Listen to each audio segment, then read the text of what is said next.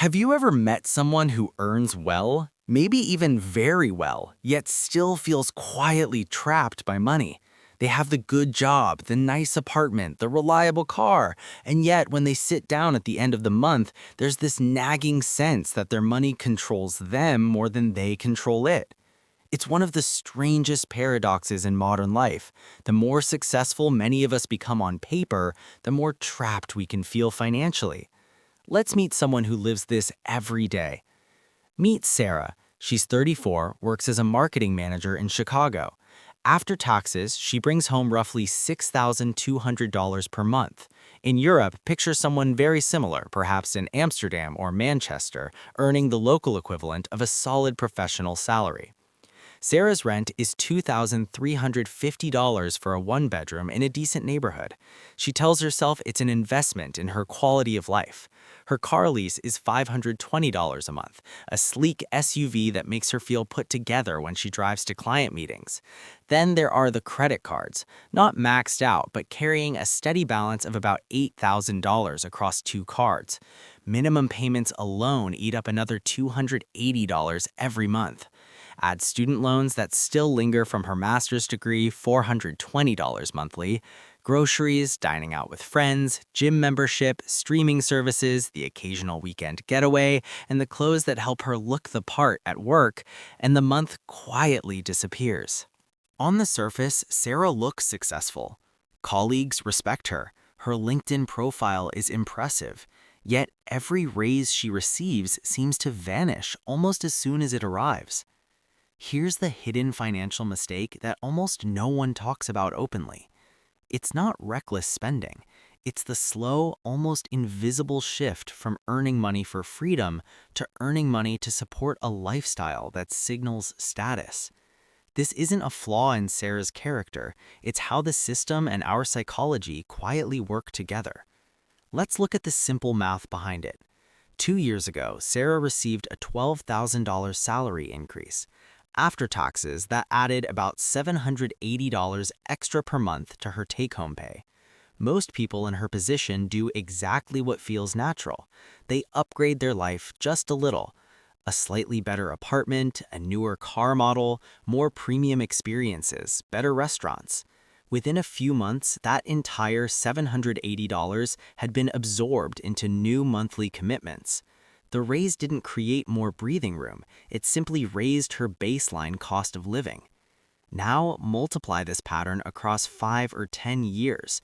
Suppose Sarah continues this quiet upgrading with every raise she gets. Instead of directing even half of each increase toward investments, she lets her lifestyle expand to match her new income.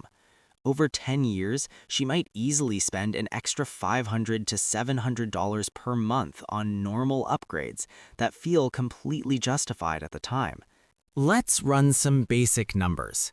If that $600 per month had been invested consistently at a realistic 7% average annual return, the kind you might expect from a broad stock market index over the long term, after 10 years, it would grow to roughly $105,000. After 20 years, it would be over $260,000. Not because of any genius investing, just because the money was allowed to compound instead of being converted into higher status spending. That's real money. Money that could have meant fewer years working in a job she's only half passionate about, or the ability to take a sabbatical, or simply waking up with less financial pressure. But the math alone doesn't explain why this keeps happening. The deeper reason is psychological. Human beings are social creatures. We don't measure our success against an absolute standard. We measure it against the people around us. When friends and colleagues upgrade their cars, move to better neighborhoods, post photos from nicer vacations, or wear more expensive clothes, our brain quietly registers that as the new normal for someone at our level. Spending more stops feeling like a choice. It starts feeling like what successful, responsible adults simply do. This creates a quiet conflict most people never name out loud. the tension between status-driven spending and actual financial freedom. Status feels good in the moment. It brings respect, belonging, and a sense of having made it. Freedom, on the other hand, is quieter. It's the ability to say no to a job you dislike, to take time off without panic, or to make choices based on what you actually value, rather than what looks impressive. Many successful professionals end up trading long-term freedom for short-term status signals without ever realizing the trade is happening. Now let's shift perspective and look at how financially intelligent people actually think and behave. They don't live dramatically different lives on the surface. Many of them still enjoy nice things. The difference is in their relationship with the upgrade. When they get a raise, they first decide how much of that extra income will stay protected from lifestyle inflation. They treat a portion of every increase as already spoken for, directed toward investments or savings, before they allow themselves to feel the temptation to raise their spending baseline. They ask themselves a simple but uncomfortable question in quiet moments. Am I buying this because it genuinely adds value to my life, or because it helps me feel successful compared to others? They understand that comfort can become invisible chains. The nicer car payment, the more expensive apartment, the upgraded wardrobe, each one feels small on its own, but together they lock you into needing that same high income forever. Financially intelligent people value optionality more than they value appearing successful. They prefer having choices in the future over looking like they've already arrived today. This mindset doesn't require living like a monk. It simply requires staying conscious of how easily our spending can expand to eliminate any financial margin we create.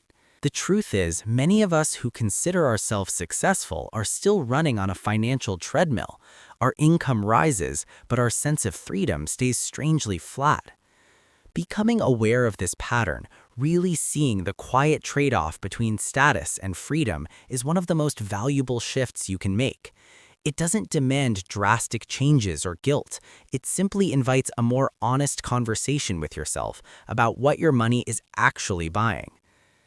If this kind of calm, reality-based look at money and psychology resonates with you, I'd appreciate it if you hit the like button or subscribed so we can continue these conversations. Thanks for spending this time with me. I'll see you in the next one.